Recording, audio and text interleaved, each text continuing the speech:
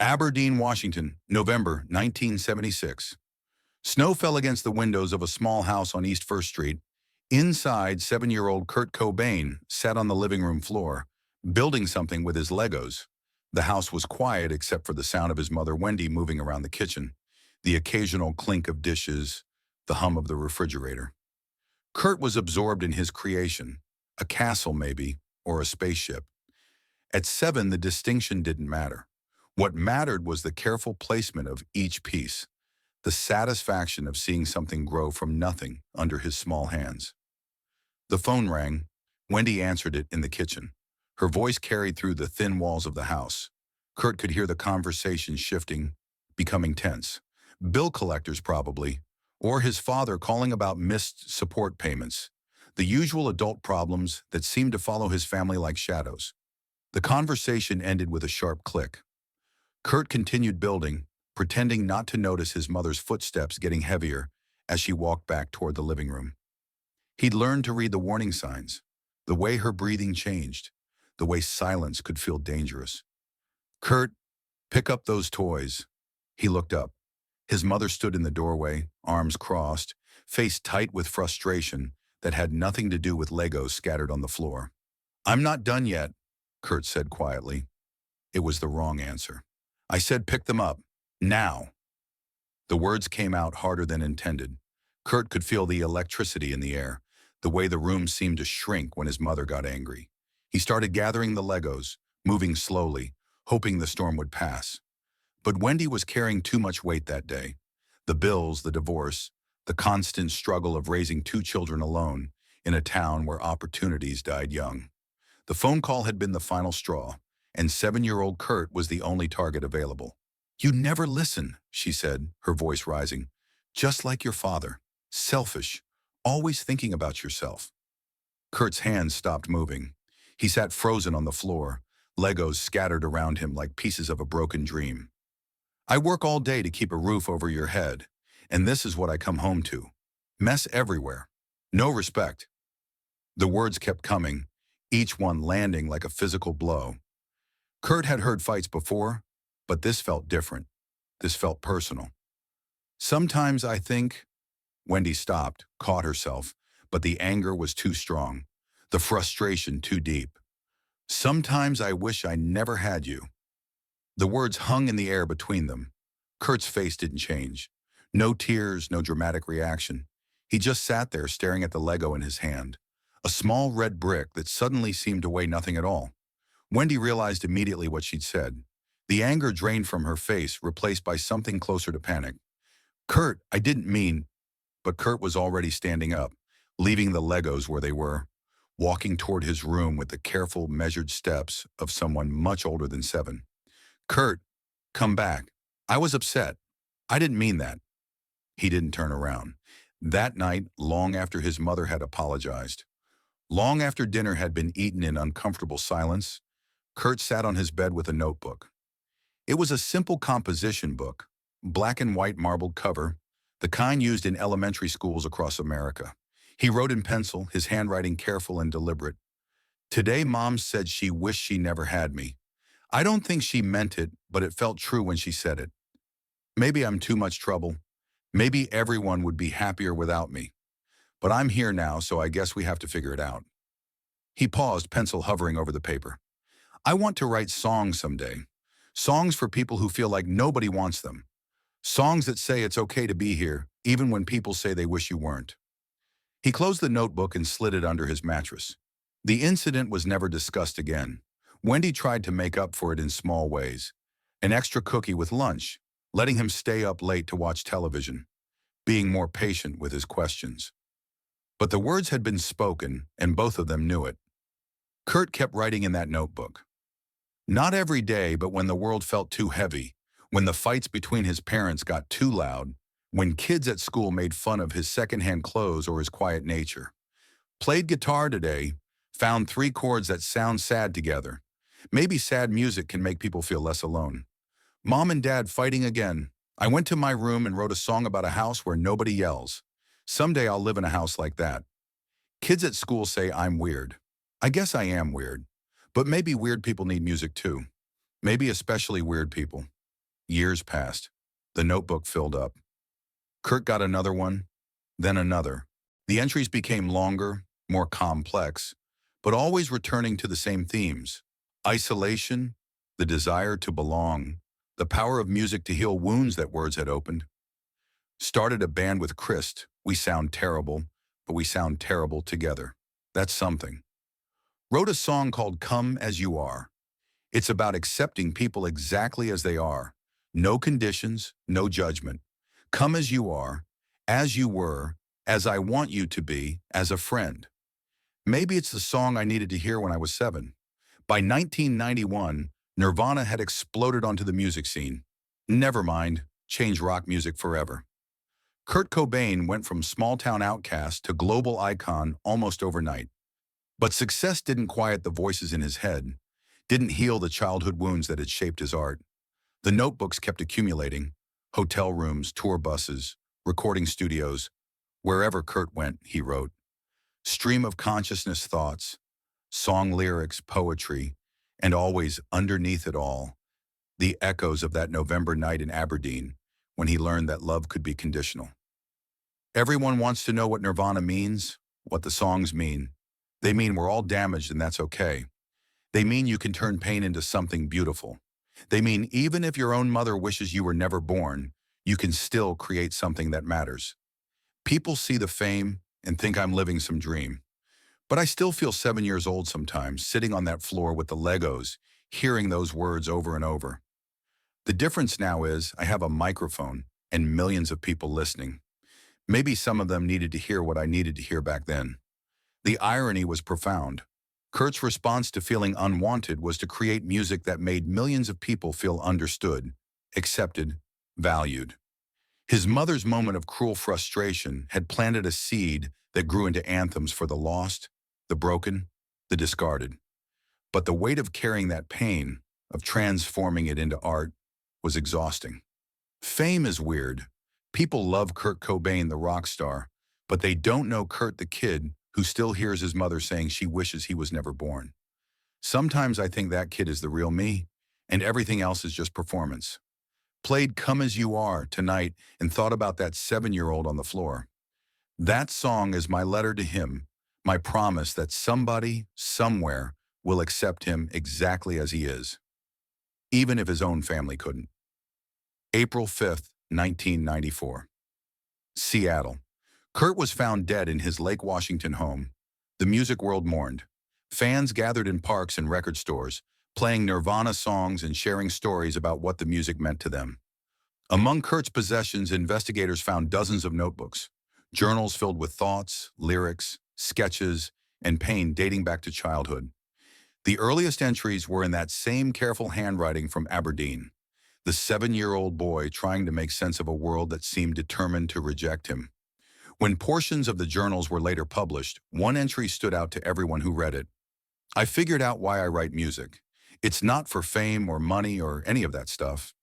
It's because somewhere there's a kid sitting on their bedroom floor feeling like nobody wants them, and maybe if they hear the right song at the right moment, they'll know they're not alone. Maybe they'll know that even unwanted kids can create something beautiful. Every time someone sings along to one of our songs, they're proving that 7-year-old wrong. They're proving he was wanted after all. Wendy Cobain, reading her son's journals years after his death, found the entry about that November night in 1976. She remembered the moment perfectly: the phone call, her frustration, the cruel words spoken in anger. In interviews, she spoke about that entry with a mixture of heartbreak and understanding. I said something unforgivable to a 7-year-old child. I was overwhelmed, broke, angry at my situation, and I took it out on an innocent kid. But what breaks my heart isn't just that I hurt him. It's that he took that pain and spent his whole life trying to heal it, not just for himself, but for everyone else who'd ever been told they weren't wanted. Kurt turned my worst moment as a mother into his greatest gift to the world. He took rejection and transformed it into acceptance. He took cruel words and turned them into songs that saved lives. When I hear Come As You Are, I hear my son talking to that 7-year-old boy on the floor.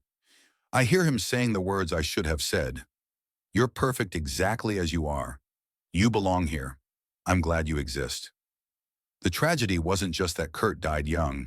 The tragedy was that he spent his entire life creating the acceptance he'd been denied as a child, giving to others what he'd never fully been able to give to himself. But maybe that was always the point.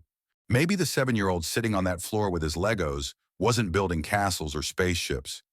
Maybe he was building bridges between pain and healing, between isolation and connection, between the unwanted child he was and the millions of fans who would one day sing his words and feel understood.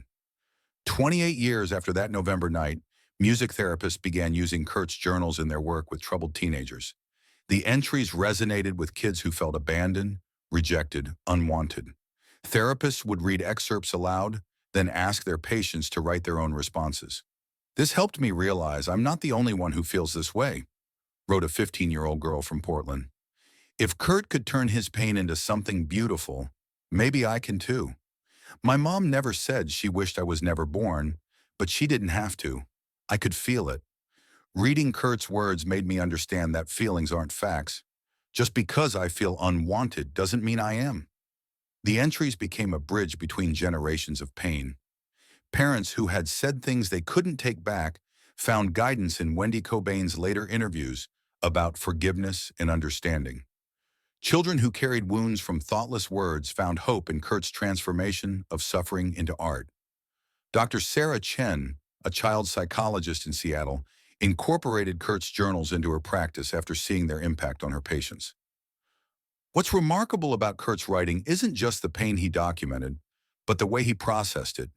Even as a child, he understood that his mother's words came from her own suffering, not from any truth about his worth. That level of emotional intelligence is rare in adults, let alone 7-year-olds. But more importantly, he didn't let that moment define him as a victim. He used it as fuel for empathy. Every song he wrote was essentially him reaching back to that child on the floor and saying, "I see you, I understand you, you matter." The impact extends beyond therapy rooms.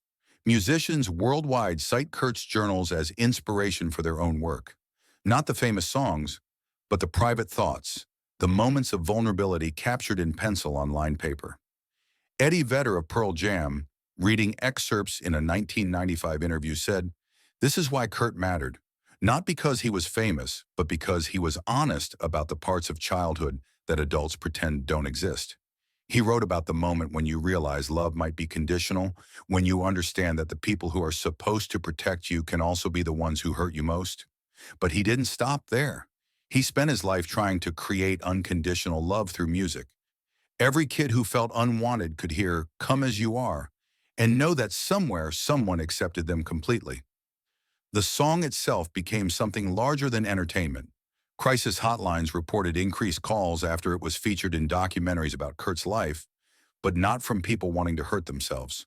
From people who heard in those lyrics a promise that they could belong somewhere, exactly as they were. Come as you are, as you were, as I want you to be, as a friend. Those weren't just lyrics. They were the words Kurt's 7-year-old self had needed to hear, transformed into a message for anyone who had ever been made to feel unwanted. Dave Grohl, Kurt's bandmate in Nirvana, reflected on this years later. "We played that song hundreds of times, and I never fully understood what it meant to Kurt until I read his journals. Every time we performed it, he was having a conversation with that kid in Aberdeen. He was telling him, 'You don't have to change. You don't have to be different. You don't have to earn love. Just come as you are.' The tragedy is that he could give that gift to millions of people, but couldn't fully give it to himself. But maybe that's what made it so powerful. It came from a place of genuine need, not from someone who had already figured everything out." In Aberdeen today, the house on East First Street still stands. It's not marked with any plaque or memorial. It's just a small house where a cruel moment happened and a lifetime of healing began. Visitors sometimes drive by, musicians mostly, trying to understand how so much beauty could grow from such a simple, devastating beginning. They see the windows where snow fell that November night, the living room where Legos were scattered, the bedroom where a 7-year-old first picked up a pencil and began transforming pain into purpose. But the real memorial isn't in Aberdeen. It's in recording studios and bedrooms and therapy sessions around the world. where Kurt's example continues to inspire people to turn their wounds into wisdom, their rejection into acceptance, their silence into songs. Music teachers use his story to show students that technique is less important than honesty. Social workers share his journals to help families understand the lasting impact of words spoken in anger. Writers study his transformation of personal pain into universal art. The legacy isn't just in the music. It's in the understanding that even our worst moments, our most shameful failures as parents and children and human beings, can become the raw material for something that heals not just ourselves, but others. Kurt's mother said she wished she'd never had him. His response, written across 27 years of journals and songs, was to prove that even unwanted children can change the world. The notebooks are quiet now, but the songs remain, still reaching 7-year-olds sitting on floors, still whispering the message Kurt needed to hear. Come as you are. You're wanted here. Your pain can become something beautiful. And somewhere in the space between a cruel moment and a lifetime of music, a small boy with blonde hair continues building something from nothing, one piece at a time. The Legos have been put away, but the bridges he built with them, between hurt and healing, between rejection and acceptance, between one unwanted child and millions of others who needed to know they belonged, those bridges remain, carrying travelers from pain to possibility, one note at a time. That November night in Aberdeen never ended. It just transformed into something larger, something that reaches across time and space to every child who has ever felt unwanted, whispering the same message Kurt wrote in that first notebook. You are here for a reason. Your pain has purpose. Come as you are. The snow still falls against windows in small towns across America. Children still sit on floors, building dreams from broken pieces. And somewhere in the space between silence and song, Kurt Cobain's voice continues to echo. Even unwanted children can change the world, one note at a time. The diary pages yellow with age, but the words remain fresh as that first moment of pain transformed into purpose.